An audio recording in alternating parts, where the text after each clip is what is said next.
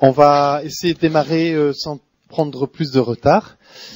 Merci d'être présent malgré cette belle journée printanière et de vous enfermer dans une salle sur une conférence qui, je pense, va être assez passionnante. Jocelyne Porcher, que vous avez pu voir pour ceux qui étaient là ce matin à l'atelier autour de l'élevage, qui a plusieurs vies, je dirais, dans une seule, et un genre de continuum avec quelques ruptures quand même, puisque si j'ai bien compris, Jocelyne a commencé comme secrétaire dactylo en région parisienne, avant pour des raisons personnelles, de rejoindre en fait une ferme et de s'installer comme éleveuse de brebis.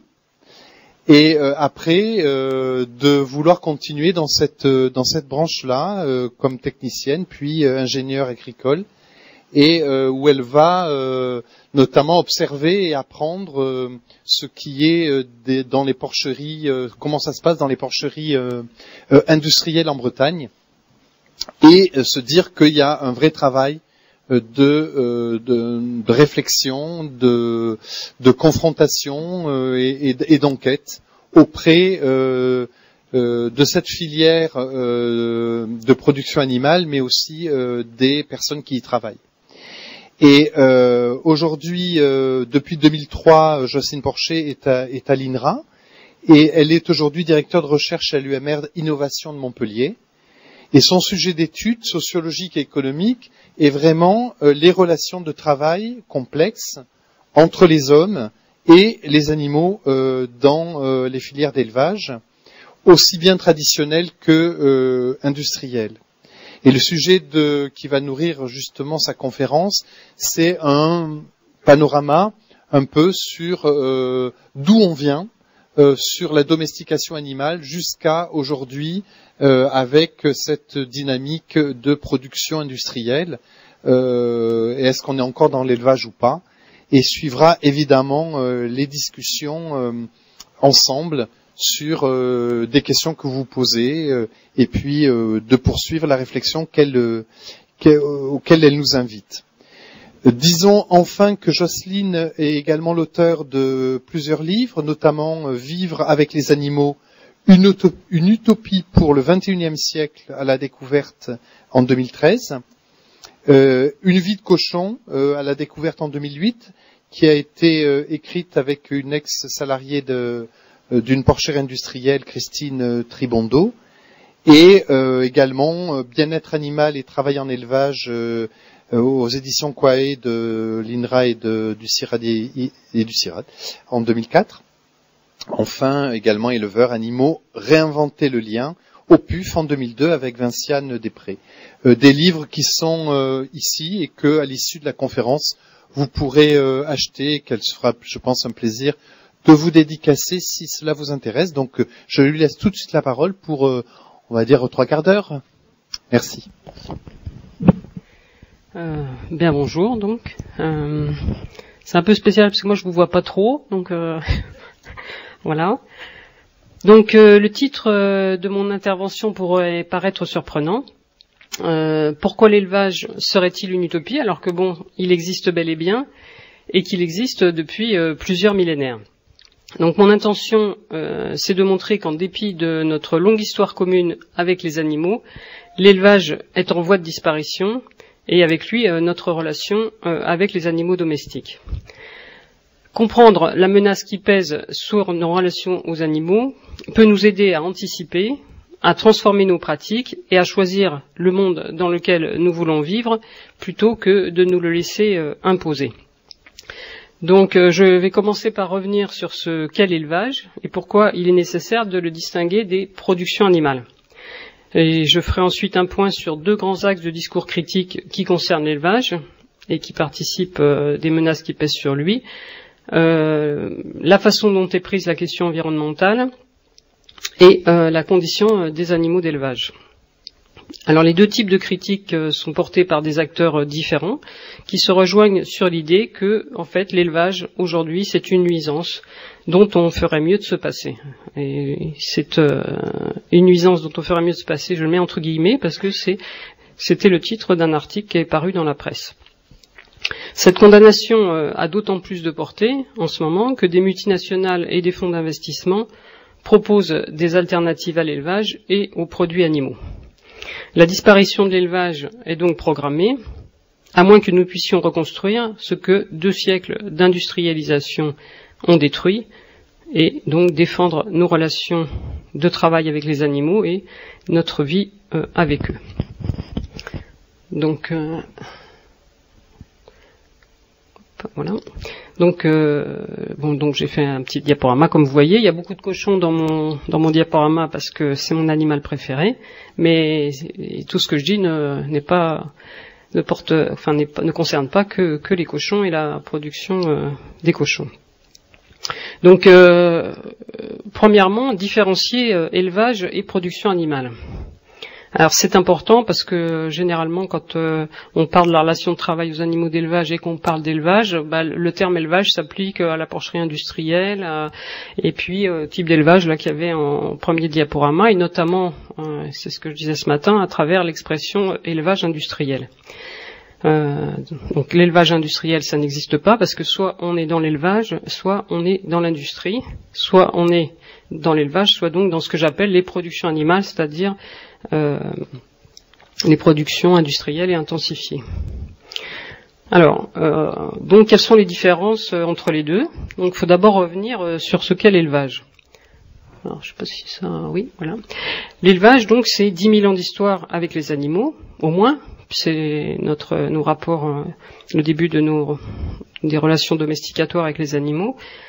10 000 ans environ, plus ou moins, plus probablement avec le chien, puisqu'il y a des travaux qui montrent que ça ferait à peu près plus de 35 000 ans qu'on vivrait avec les chiens. Et donc quand on parle d'élevage, évidemment, on parle de relations de domestication, puisque les deux sont évidemment très liés. Alors la domestication, voilà, ça c'est un concept très piégeux en fait, qui est le plus souvent décrit en fait comme un processus d'appropriation et une démarche unilatérale des humains vers les animaux, donc portée par nos intérêts, des fins utilitaires ou des fins psychologiques, de domination de l'homme sur l'animal et la nature, etc. Il y a aussi d'autres points de vue qui sont beaucoup plus minoritaires, qui mettent en avant la place de l'affectivité dans l'émergence de nos liens aux animaux, mais aussi, et c'est le cas de Budiansky, la coévolution des hommes et des animaux qu'elles ont permise.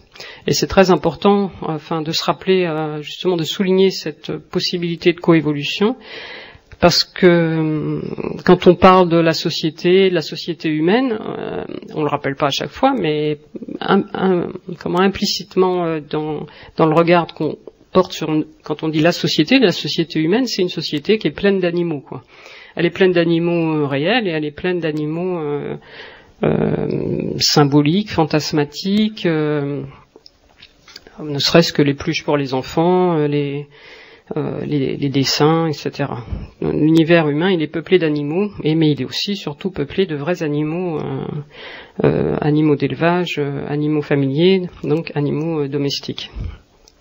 Donc les animaux ont participé du processus d'hominisation et d'humanisation, et sans eux d'ailleurs, on peut penser qu'on ne serait pas allé bien loin. Si on imagine le développement humain sans les animaux, on voit qu'on tomberait vite dans une grosse difficulté de survie. Alors il y a quelque chose qui est assez peu souligné dans les relations domesticatoires, c'est la place du travail. Et bon, c'est ce sur quoi porte mon propre travail aussi, c'est de montrer que ces processus domesticatoires, et si on réfléchit à qu'est-ce qui lie les animaux domestiques et les humains, c'est beaucoup le travail en fait. Alors le travail, c'est pas seulement, je vais revenir après, mais Oui, je vais y revenir après. Là, plutôt domestiquer, voilà, c'est ça. C'est ma proposition que domestiquer, c'est d'abord travailler ensemble pour vivre ensemble. Les chiens, les chevaux, les dromadaires, les bûches, enfin tous les animaux domestiques ici ou là dans le monde sont entrés dans le monde du travail humain et l'ont transformé, et ils y ont apporté une part de leur propre monde. Donc quand je parle du travail, c'est pas donc d'une notion réductrice du travail que je parle. Souvent, quand on dit travail, on pense contrainte, aliénation, mais aussi de ce que le travail porte de créativité et d'émancipation. Alors, je fais référence sur cette question du travail et de la conceptualisation du travail au travail justement de la clinique du travail, et notamment d'un psychologue du travail qui s'appelle Christophe Dejour, donc qui travaille sur le travail et le rapport subjectif au travail, la souffrance au travail, qui rappelle, mais c'est la clinique du travail aussi qui le rappelle, que travailler c'est produire, certes, mais ce n'est pas que produire, c'est aussi se produire, construire son identité, et donc c'est surtout vivre ensemble. Et ça, on le voit très nettement aujourd'hui dans les rapports de travail, où justement ce qui est le plus atteint dans les rapports de travail, c'est le vivre ensemble. Bon, je développe pas, mais on peut analyser par cette entrée les suicides au travail et les politiques de management qui poussent au suicide. Et donc ma proposition, c'est que le travail, c'est le premier vecteur du lien entre humains. C'est ce qui construit les rapports sociaux entre nous, c'est le travail. On peut s'en apercevoir quand on est au chômage, à quel point le chômage détruit le lien qu'on peut avoir entre nous et les autres, et combien d'ailleurs c'est dur de le reconstruire en dehors du travail. Mais donc ma proposition, c'est que le travail, c'est aussi le premier vecteur du lien entre humains et animaux. Et donc cela depuis le début des processus de domestication. Donc ça amène à se demander ce que c'est qu'un animal domestique et ce que c'est qu'un animal d'élevage. Sachant que ma proposition, c'est que la domestication, c'est l'insertion des animaux dans le travail. Donc tout animal domestique serait en fait un animal d'élevage, puisque il est dans le travail. Donc quelle différence on peut faire entre un animal d'élevage et un animal domestique? Ce que je ferais, c'est que, et c'est comme ça d'un point de vue historique, c'est que l'animal qu'on dit d'élevage est souvent ce qu'on appelait avant un animal de rente, il est souvent renvoyé à la production agricole. Mais il faut le redire, parce que souvent d'ailleurs c'est un peu oublié que les animaux familiers, qu'on dit familiers, c'est des animaux domestiques. C'est parce que souvent quand on discute avec des personnes qui sont pas, l'animal n'est pas le sujet de recherche favori, c'est que il y a une confusion entre domestique, familier, et souvent on oublie que les animaux familiers sont des animaux domestiques et que les animaux d'élevage sont des animaux domestiques. Mais donc si on met le travail au centre de tout ça, ce qui différencie les uns et les autres, en fait, c'est le travail. Quel travail ils font? Et c'est vrai que la vache et le cochon, ils sont dans la production alimentaire. Le chien, le cheval, le chat, c'est des animaux domestiques, mais c'est aussi des animaux d'élevage. Alors pourquoi c'est des animaux d'élevage? Ils sont élevés, ils sont nommés, ils sont identifiés, on contrôle leur reproduction, on est maître de leur vie et de leur mort. Donc l'animal domestique, un animal impliqué dans le travail, qui produit des biens ou des services. Alors la différence entre une vache et un chien, qui sont tous les deux des animaux domestiques, des animaux d'élevage, c'est leur implication dans le travail. Il y en a un qui produit des services qu'un animal de compagnie. Une dame de compagnie, c'était son travail de tenir compagnie. Le chien, il tient compagnie. La vache, elle produit du lait et des biens alimentaires. Donc voilà. Donc c'est des propositions qui essayent à la fois de dépasser le fait que la domestication ce serait une entreprise d'appropriation des animaux, alors que c'est plus probablement une rencontre et une coévolution qui intéressent les deux parties, et d'autre part que les animaux familiers, bon je le dis surtout par rapport aux animaux familiers qui sont souvent pensés comme des animaux à part, que le destin des animaux d'élevage ne concernerait pas, eh ben si, les animaux, ce qui arrive aux vaches, à un moment ou à un autre arrivera aux chiens, parce que c'est des animaux domestiques et c'est des animaux qui sont élevés. Donc ça c'est de l'élevage, voilà, avec des animaux avec lesquels on est dans le travail dans un certain type de rationalité complexe. Qu'est-ce que c'est que les productions animales ? Alors les productions animales, c'est en fait un processus d'industrialisation de l'élevage qui a commencé au milieu du XIXe siècle avec le développement du capitalisme industriel, de la société industrielle, et dans le fil de tout ce qui s'est passé en amont du point de vue de la philosophie des Lumières, etc., d'une transformation d'une vision de la nature, des rapports sociaux. Et donc, voilà, au milieu de ce 19e siècle, il y a des agronomes, il y a des vétérinaires, des industriels, donc ils se rendent compte que les animaux, comme la nature, en fait, recèlent des gigantesques sources de profit. Et ils inventent, c'est le mot, parce qu'ils inventent de toutes pièces une science, dont ils disent que c'est une science, une discipline scientifique, la zootechnie. La zootechnie, donc, c'est la science de l'exploitation des machines animales, entre guillemets, c'est une citation. Donc, elle a conceptualisé l'élevage, l'animal d'élevage comme machine, et le paysan, donc, comme l'ouvrier actionnant ces machines, et le zootechnicien, donc, est l'ingénieur des machines animales. Alors, la zootechnie, en fait, c'est important parce qu'elle a construit les bases théoriques qui ont permis d'industrialiser l'élevage, et de faire croire en plus que cette transformation industrielle était en fait une version moderne, mais dans le sens de la modernité qui serait sur une flèche du progrès qui irait du néolithique jusqu'à on ne sait pas où, mais qui irait toujours du moins vers le plus, quoi, qui serait toujours une amélioration, ce qu'on appelle donc le moderne, et qui serait, voilà, cette évolution serait inéluctable. Et donc du pastoralisme au système industriel, la flèche du progrès donc aurait conduit cette évolution. Et cette idée, elle est assez basique quand on l'exprime comme ça, mais en fait, elle est très répandue chez les agronomes et les zootechniciens eux-mêmes, et même chez des anthropologues, et a fortiori, dans le milieu des productions animales elles-mêmes.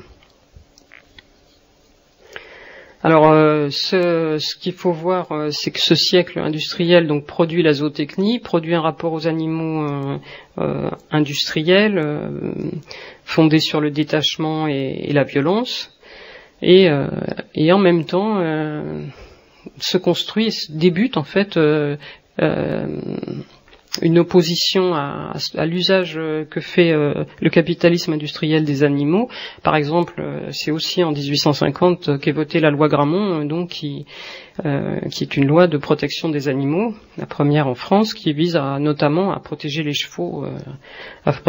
Alors, c'est toute l'ambiguïté, mais qu'on retrouve aujourd'hui dans la problématique du bien-être animal dans notre société qui veut tenir des deux mains la recherche effrénée du profit et le respect des animaux, enfin des animaux, largement plus des animaux que des gens.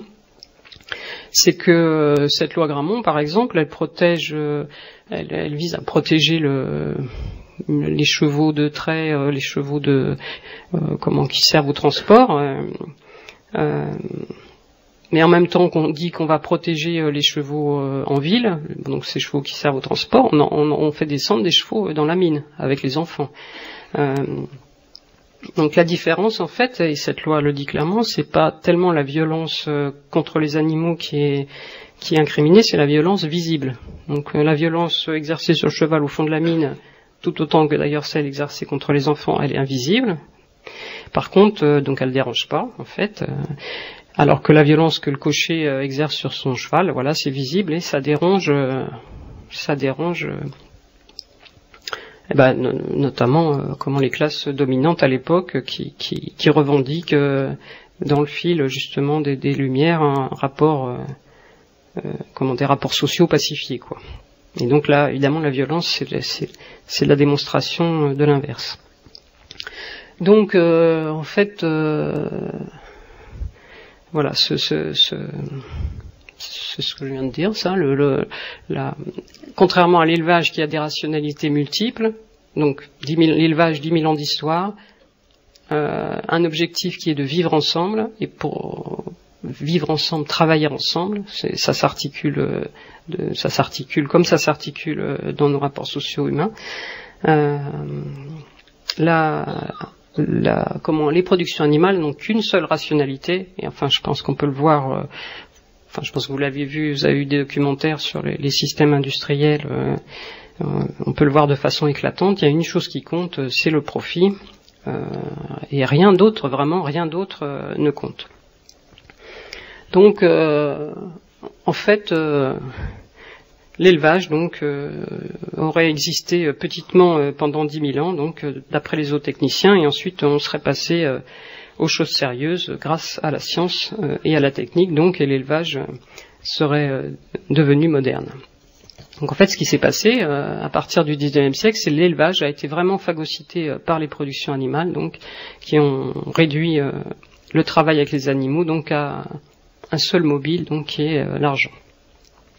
Donc les éleveurs élevaient des animaux, alors que les producteurs produisent de la matière animale, du minerai. Et cette production de matière animale, qui est évidente aujourd'hui, et on va voir d'autant plus après pourquoi, elle est éclairée par les manuels de zootechnie de l'époque qui comparent le travail avec les animaux au travail dans les hauts fourneaux. C'est-à-dire, voilà, on a une machine, il y a des intrants, elle produit quelque chose, il faut que ça soit rentable entre les deux, et donc elle produit une matière, elle produit du minerai. Alors ce terme de minerai, il a été beaucoup utilisé récemment parce qu'il semble avoir été découvert par des journalistes, mais en fait c'est un terme qui est utilisé depuis très longtemps.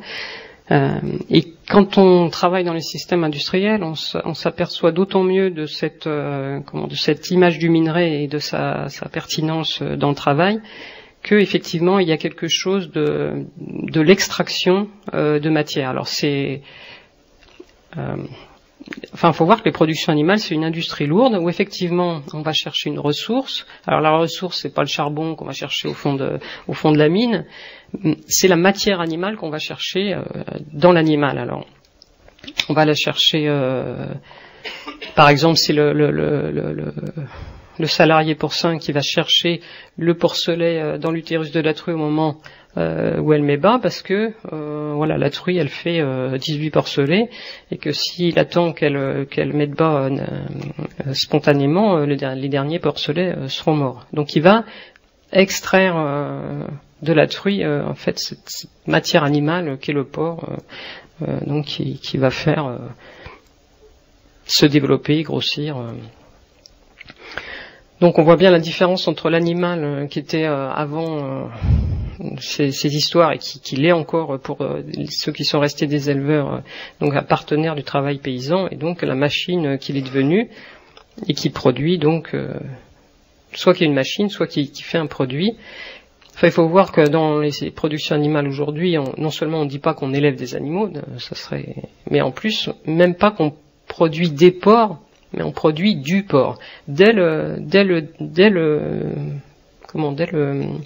la structure de production industrielle elle-même, on est déjà dans la matière animale, donc différenciée du porc, de la volaille.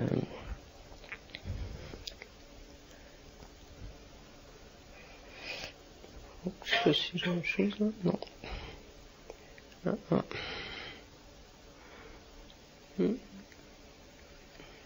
Excusez-moi, je me suis gouré.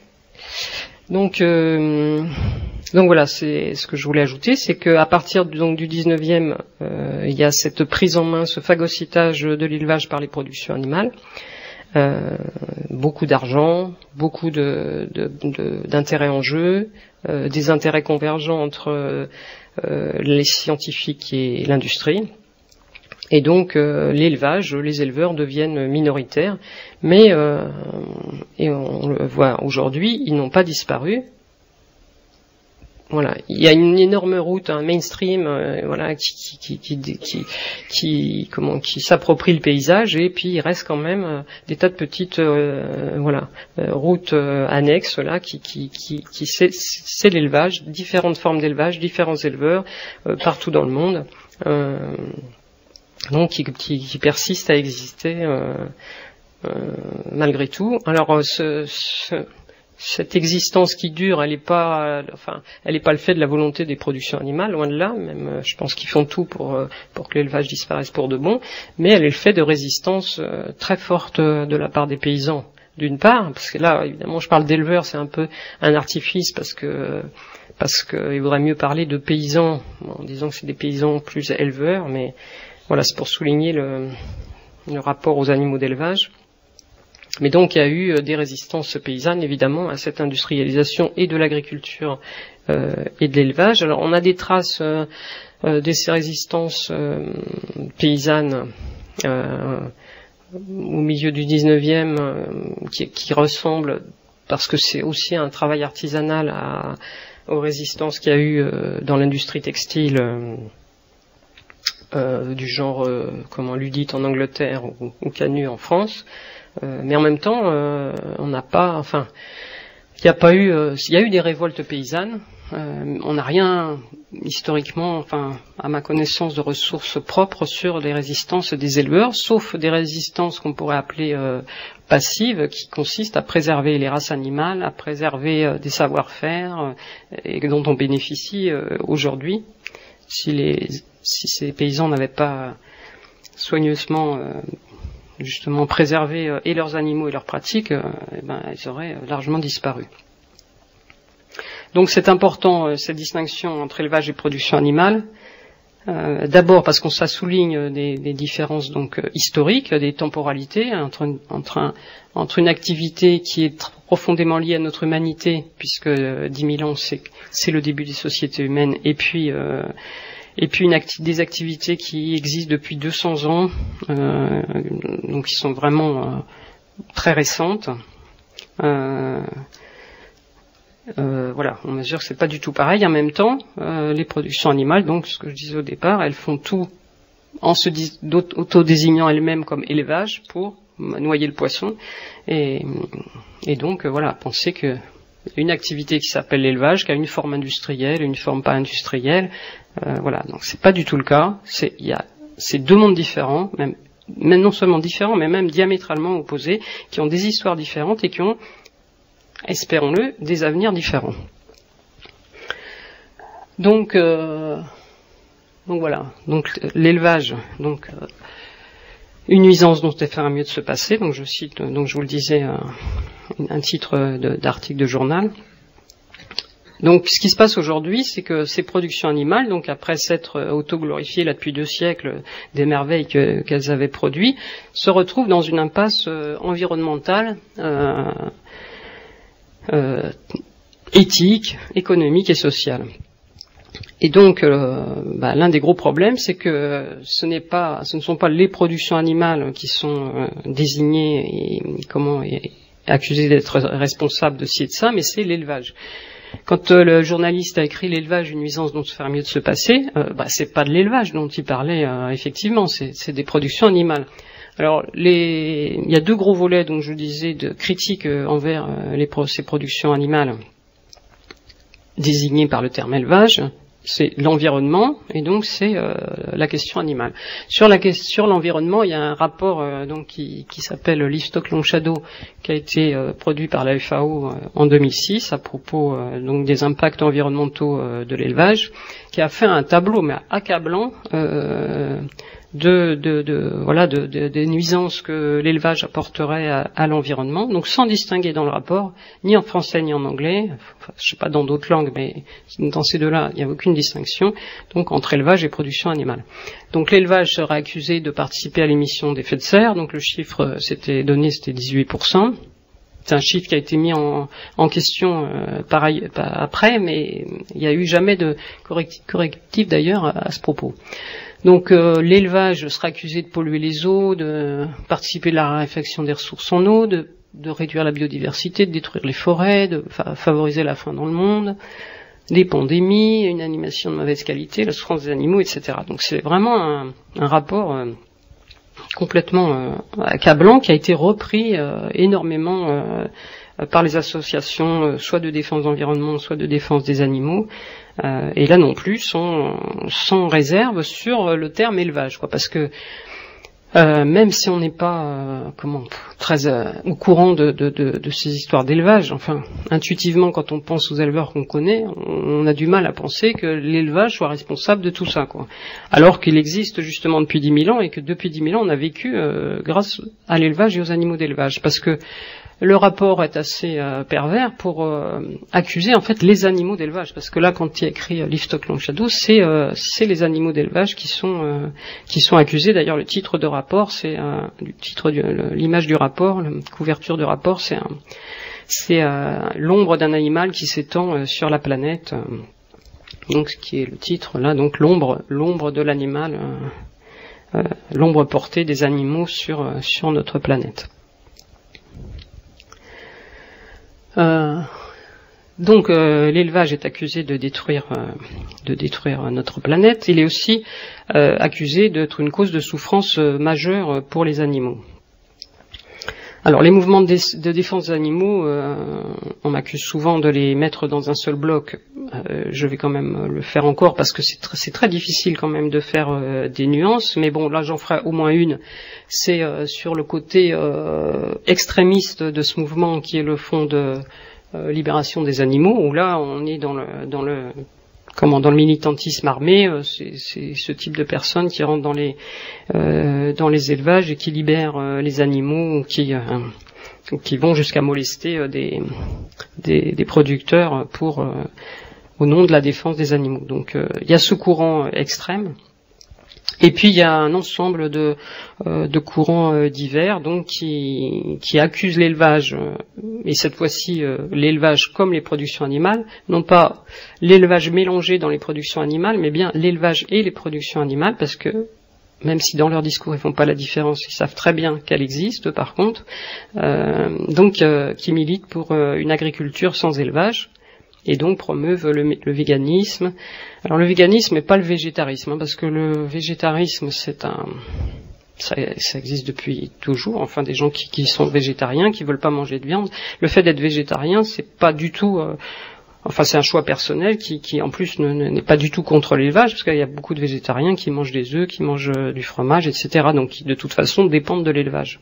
Donc là on n'est pas dans une promotion du végétarisme, mais du véganisme, c'est-à-dire un mode de vie donc dont les animaux sont complètement exclus. Donc pas de produits animaux, pas de cuir, pas de miel, etc.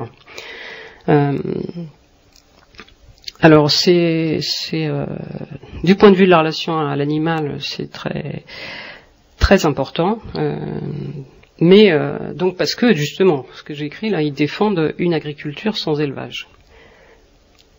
Après donc après ces 10 000 ans de vie avec les animaux, on est à une période tout à fait spéciale. Enfin, on pourra en reparler, mais on est à une période tout à fait spéciale.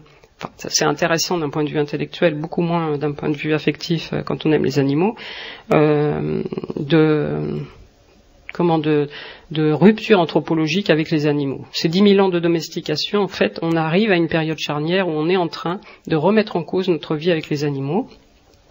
Donc, les deux prétextes forts, là, c'est ces deux-là. L'environnement, il n'y a pas que ça, hein, j'ai résumé, mais par contre les mouvements de libération animale, ça c'est très fort, ils y participent énormément.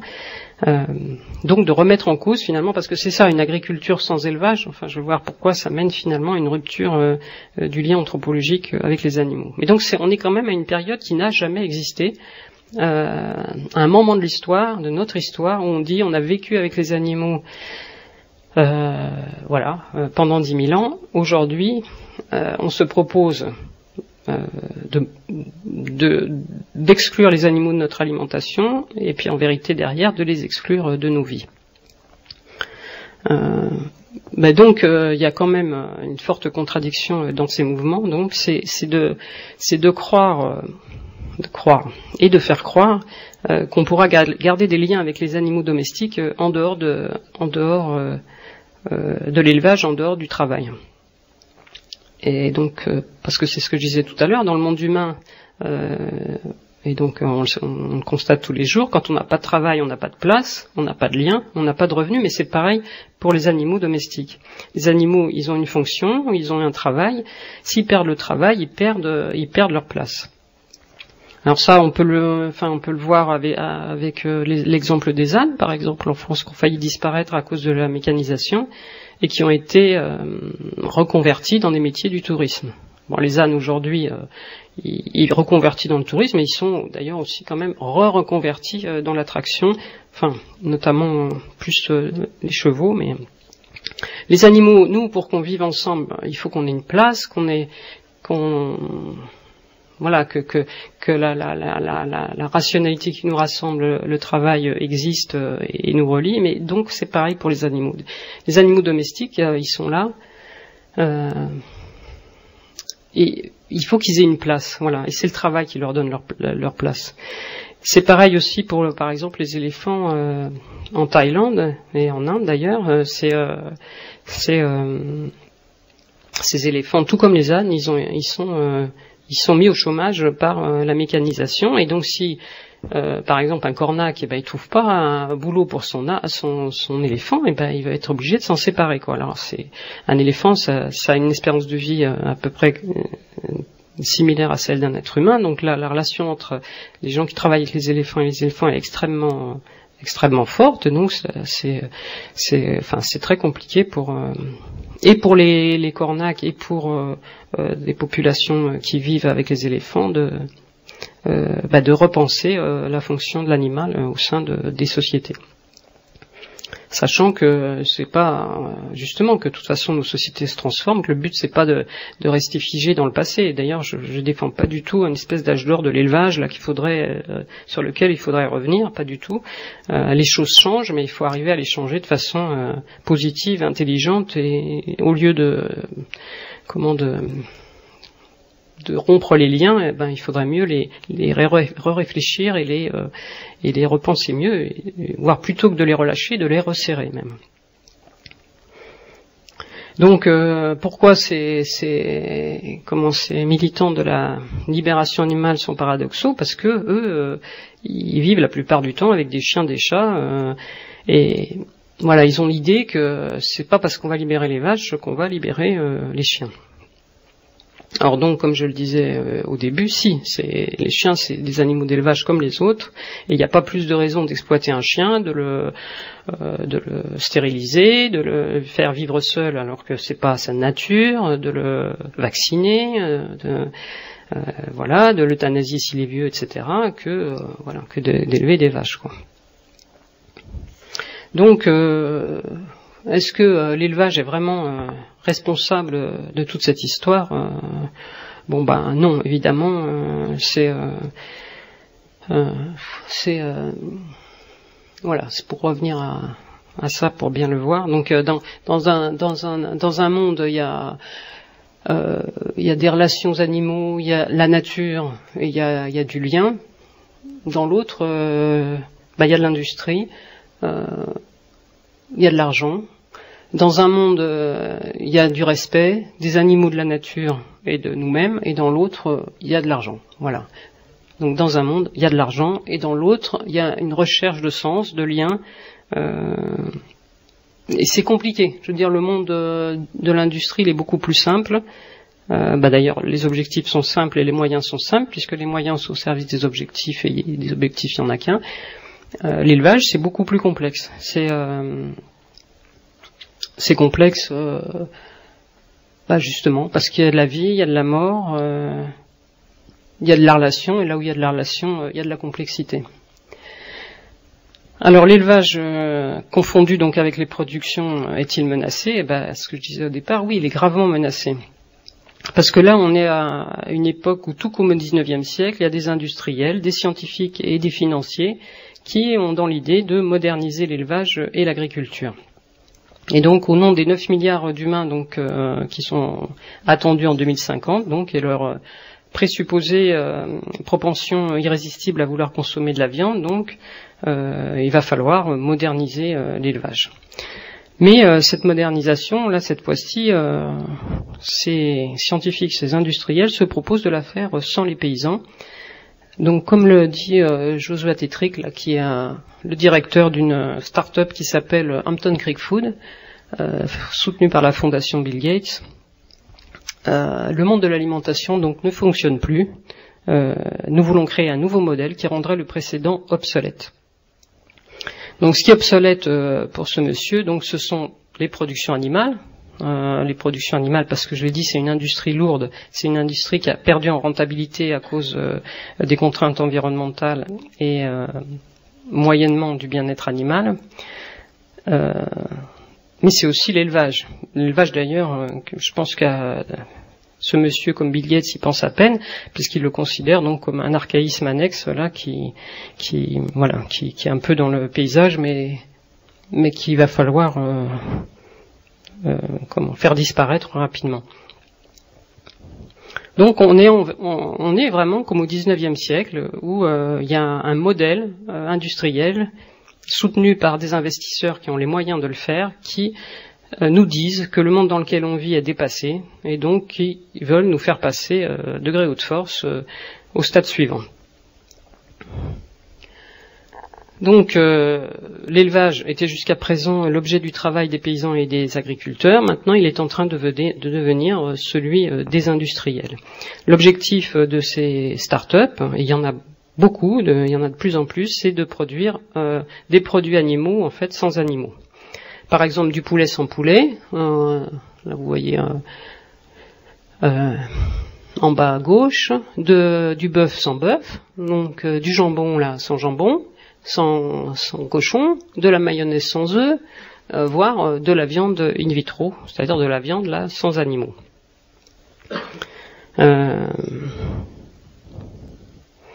Alors ce qui est atterrant, c'est à quelle vitesse ces entreprises se développent et les moyens qu'elles mettent dans cette révolution alimentaire. Quand Bill Gates investit de l'argent, évidemment, c'est pas 3 francs 6 sous, c'est l'un des hommes les plus riches du monde.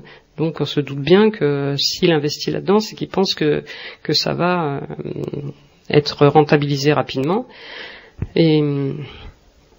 Et donc ce qui se passe, c'est ça, c'est que au XIXe siècle, on a dit aux paysans votre relation à l'animal et à la nature, c'est complètement dépassé.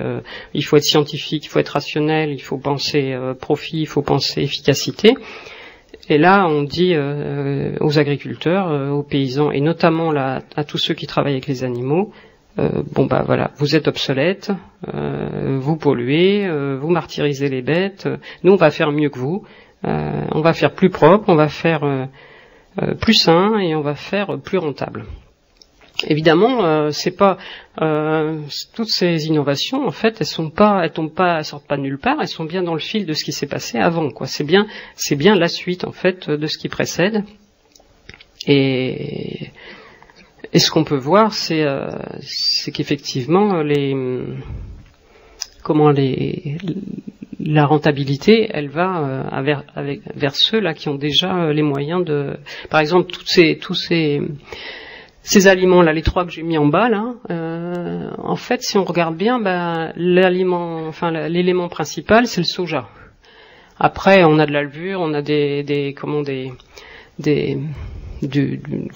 sel, du poivre, des machins comme ça, là, enfin des épices, mais il y a une base pour tous les produits qui est exactement la même, quoi. Alors ce qu'on peut se demander, c'est pourquoi ils se fatiguent à faire du poulet qui en fait n'est pas du poulet. Pourquoi pas carrément dire que c'est autre chose, quoi. Pourquoi faire croire entre guillemets que ça a quelque chose à voir avec le poulet. Alors ça c'est intéressant et ça montre bien justement que si on veut nous pousser en dehors de l'élevage, ces gens savent bien qu'on est encore très attaché aux animaux et qu'on va pas comme ça cesser d'avoir des liens avec les animaux, parce que le lien alimentaire c'est aussi un lien à l'animal, quoi. C'est pas un lien intéressé, on mange pas n'importe quoi quand on mange la viande, on sait très bien qu'on mange des animaux, quoi. Même si on mange des bêtes qui sortent de l'industrie.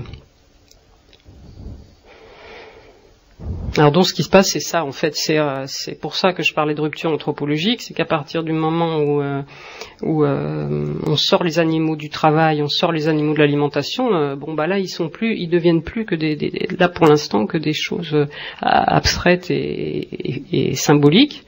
Oh, bah, le symbole, je pense, voilà, là il y a encore une trace de poulet, mais voilà, dès qu'il sera plus utile, ce poulet, ça s'appellera, je sais pas quoi, autre chose complètement. On n'aura plus besoin de dire chicken, fried chicken. On dira, voilà, ça prendra un autre nom. Alors, enfin, il y a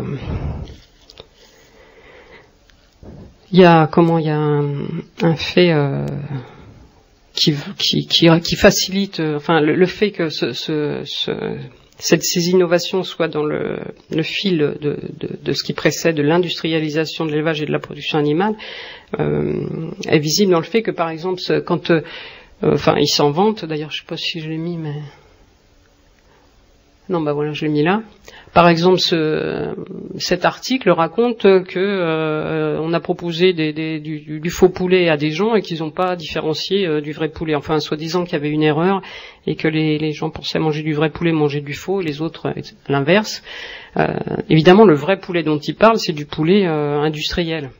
Donc on a nourri les gens avec quelque chose qui n'était déjà plus du poulet depuis longtemps, quoi. Et maintenant on va leur proposer du soja mélangé avec de la levure et on va dire les gens reconnaissent pas la différence. Évidemment, on est dans un fil de dépossession, de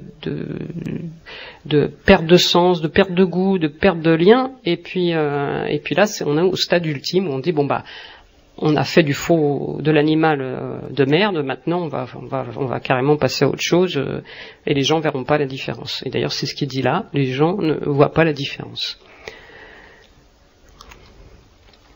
Alors là le gars qui est à droite, là c'est donc le fondateur là d'une entreprise qui s'appelle Beyond Meat, donc au-delà de la viande, et qui lui aussi est soutenu par la fondation Bill Gates.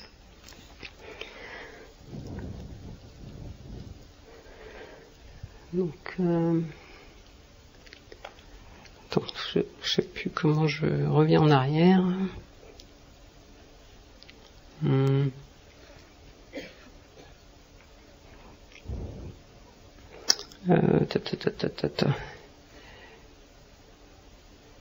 je peux revenir en arrière? Bon, je vais refaire le tour.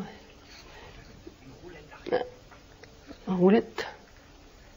Ah, non.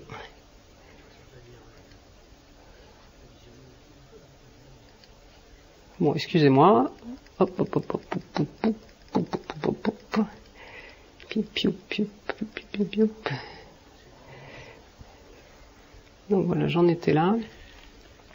Donc voilà, c'est ce remplacement donc de l'animal dans l'alimentation. Ça va avec, en fait, aussi. Enfin, c'est pour ça que la rupture en question, elle est pas seulement dans l'alimentation, elle est dans toute notre vie. Ça va aussi avec la désincarnation d'un rapport à l'autre animal, aux autres animaux domestiques qui sont par exemple les chiens, où il y a une tendance aussi à remplacer l'ersatz, un ersatz de relation à la place de la relation. C'est le cas par exemple, là je mis ça, mais ça peut être d'autres choses, des chiens robots qu'on propose aux enfants à la place des chiens. Et ce qui est intéressant évidemment, mais comme ce qui est dit à propos de la relation aux animaux d'élevage, c'est le détachement, mais mis enfin, il y a un processus de détachement, mais ce qu'on met en avant, c'est le lien affectif. Par exemple, là, votre seul vrai ami, voilà, il y a de l'affectivité qui est mise en avant, alors qu'en fait, ce qu'on voit, c'est un détachement. Et donc, je sais pas si vous lisez là, le robot, donc il est décrit comme une personnalité charmante et espiègle.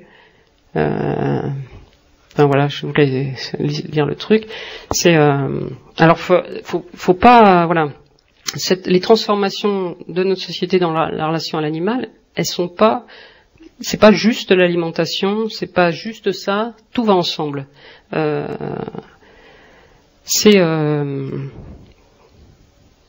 Voilà, c'est ce que je disais, il se passe une espèce de rupture anthropologique, une rupture avec les animaux domestiques qui est permise en fait, qui est intéressante pour le capitalisme financier industriel. Si ça l'était pas, ça n'arriverait pas, parce qu'il y a que l'argent qui compte dans notre société, mais qui est permis par les innovations technologiques.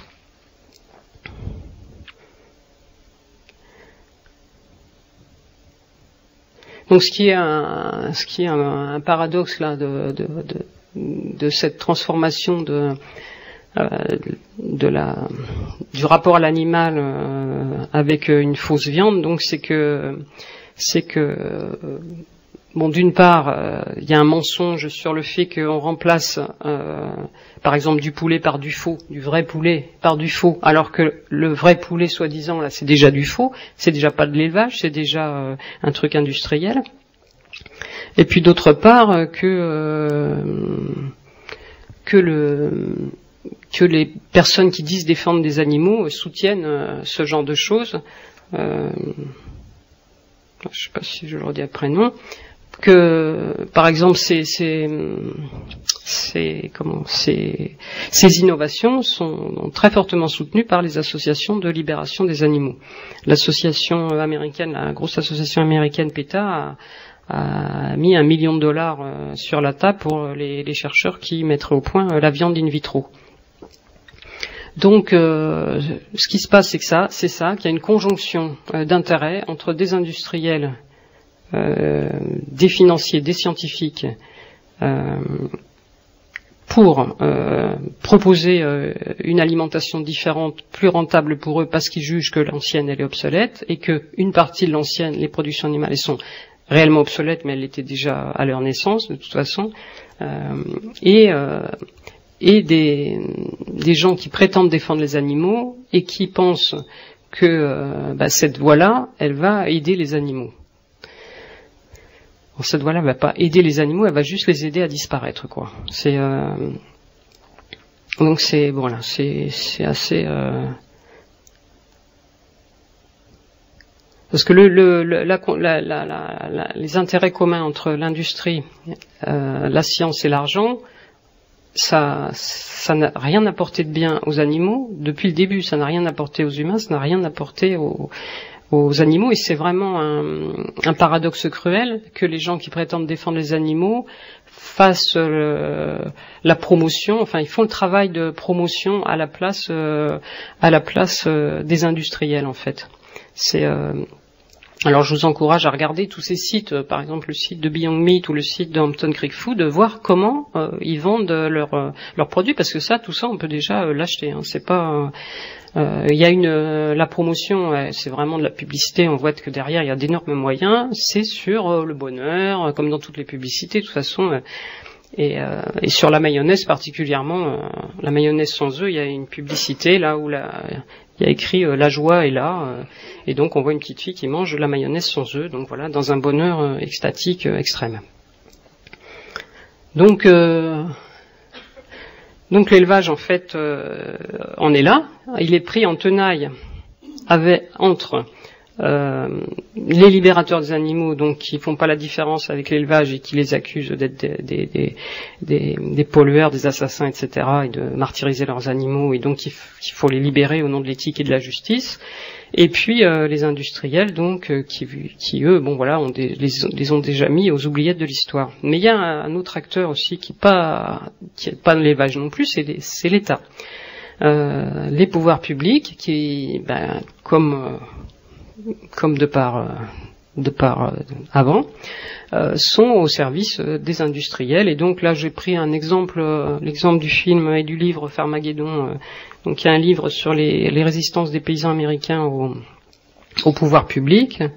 Alors là, c'est un film qui raconte les résistances des paysans à la police.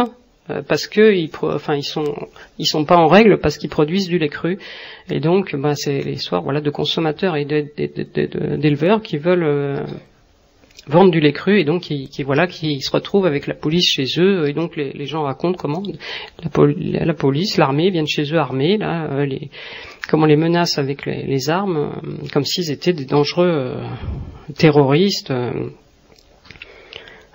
Donc voilà, donc ça, il y a ça aux États-Unis, mais on peut voir qu'il y a aussi le même genre de choses en France par rapport à toutes les innovations de contrôle mises en place par les pouvoirs publics, comme le puçage des animaux, les vaccinations obligatoires, etc. C'est des choses qu'on impose aux éleveurs, en dépit du fait que eux, ils n'y ont aucun intérêt. Enfin, le puçage, par exemple, des bergers qui travaillent en montagne, vraiment, ça n'a aucun intérêt. Ils n'ont même pas d'ordinateur, quoi. Donc, c'est vraiment un outillage de gestion des animaux et des gens qui est complètement au service de l'industrie, quoi. Alors là, je vous ai mis une petite phrase d'un agriculteur américain qui a écrit un livre qui s'appelle justement « Tout ce que je veux faire est interdit ». Et moi, c'est ce que je constate effectivement avec les éleveurs, c'est que tout ce que les éleveurs veulent faire de bien, j'ajouterais tout ce qu'ils veulent faire de bien, est interdit.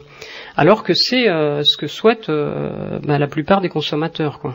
Ce que tous ces gens veulent faire, c'est précisément ce à quoi aspirent des consommateurs et des citoyens, c'est-à-dire une agriculture écologique, humaine, qui est respectueuse de la nature et des animaux, et qui, contrairement donc à ce que disent ces détracteurs, est moderne, c'est-à-dire qu'elle va vers l'avenir, elle a des outils nouveaux. Je veux dire, Internet, c'est un outil nouveau, c'est un outil de promotion, de vente.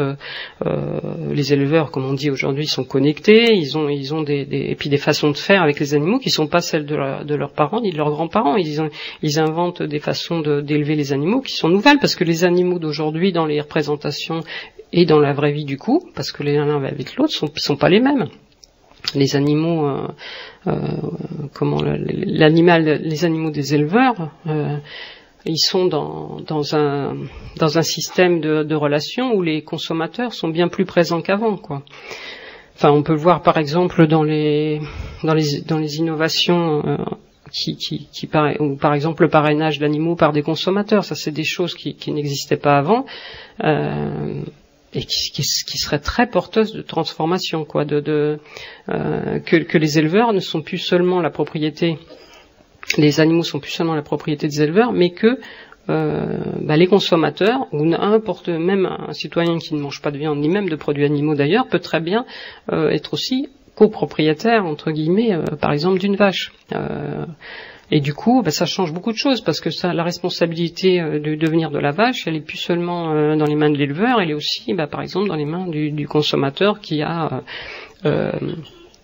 la responsabilité aussi de la vache. Donc, est-ce qu'on réforme la vache ou pas? Est-ce que comment on la nourrit, etc. Donc, on peut transformer les systèmes, et ça c'est très nouveau.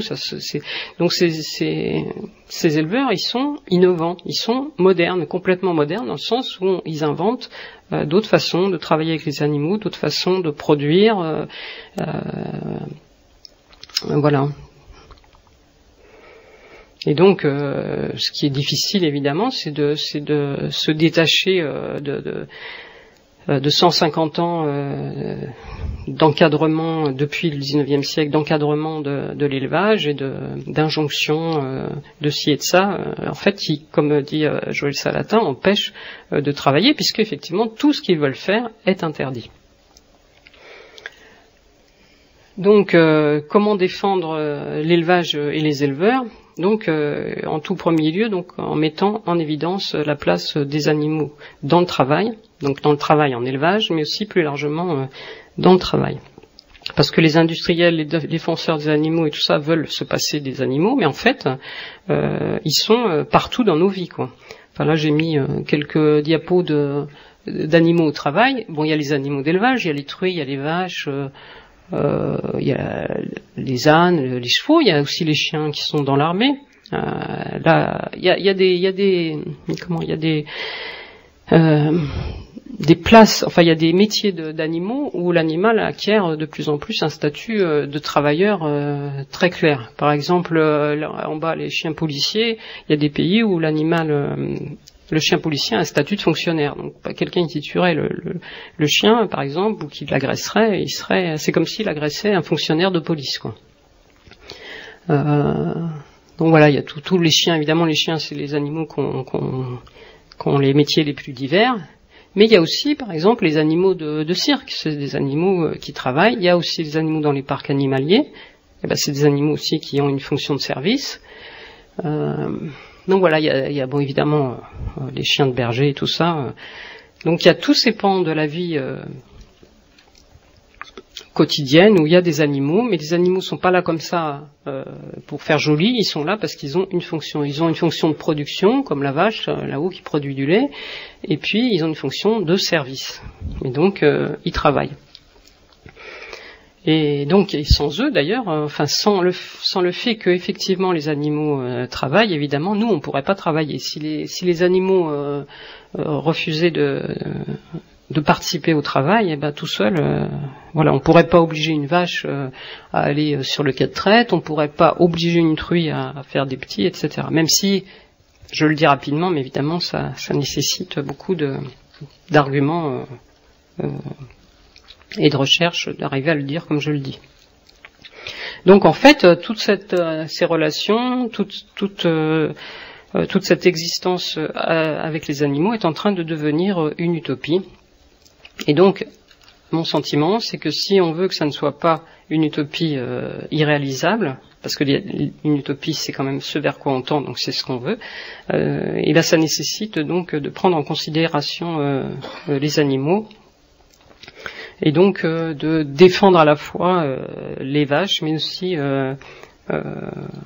par exemple les éléphants dans les cirques. Même si on peut penser que les éléphants dans les cirques c'est pas bien, il faut comprendre avant de juger qu'est-ce que c'est que cette relation, par exemple, d'un éléphant dans un cirque.